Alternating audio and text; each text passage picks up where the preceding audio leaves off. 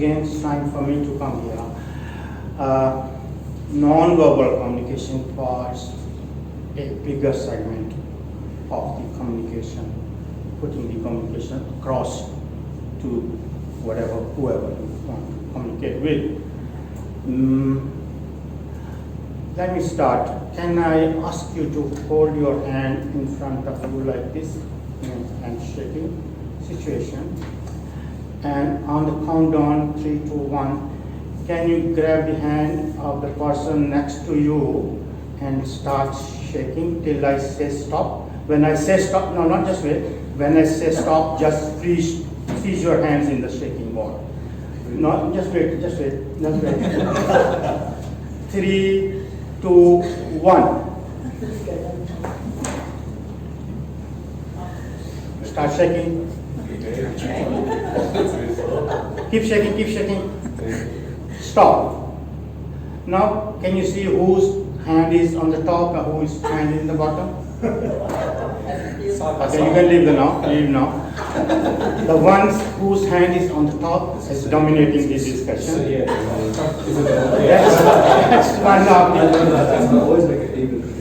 That's one of the body language you get from there. When you are communicating with others, you try to be honest. If you're not honest, you're supposed to be honest. But you don't tell others, hey, I'm very honest, you can trust me.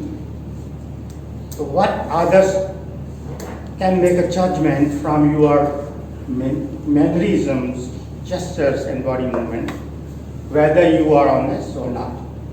It comes from your body language. Body language is the outcome of your emotional state.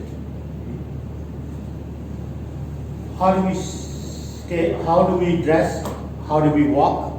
How do we talk? How do we move?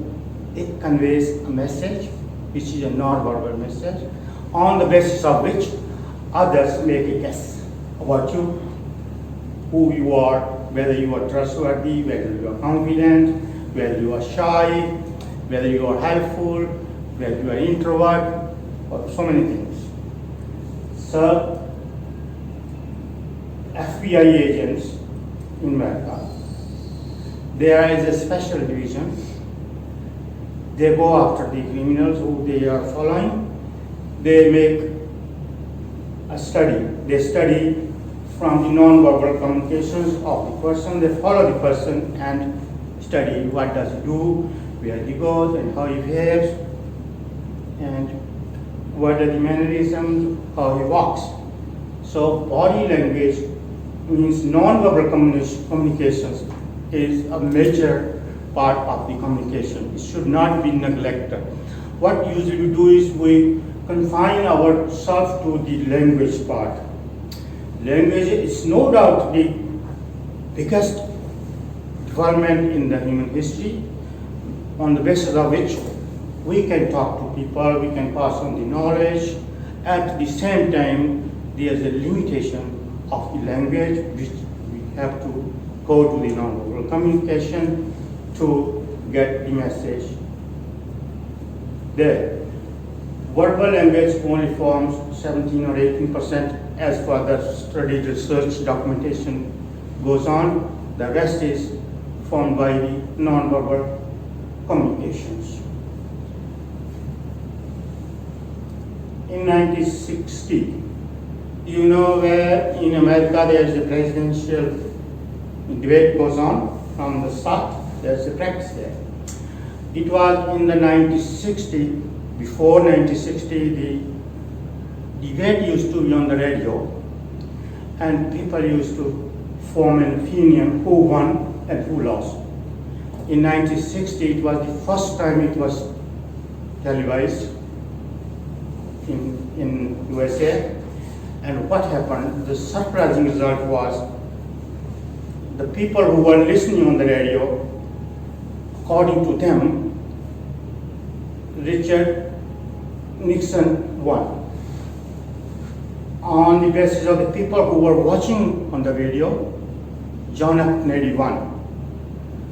So what I mean to say is non-verbal communication is a huge huge thing which you should keep focus on and learn from it and use it while communicating with others. Most of the your mannerisms of people are convey something. Some of the manners do not convey anything, and those manners are called just the pacifiers. Just you can put your hands like this. According to the recent research, this doesn't mean you are an introvert. This doesn't mean that you are retracting. This doesn't mean you are defensive. These are the movements which are called pacifiers. Sometimes we are biting fingers or we are biting lips. Why we bite the lips? Doesn't mean anything. We bite the lips because we can no more suck the tongue. So these are the things of the non-verbal communications. We are here to learn to make speech. Non-verbal communication is a much more important aspect of the communication. So please pay attention to it as much as, if not more, than communication. And with that, I pass on. Thank you.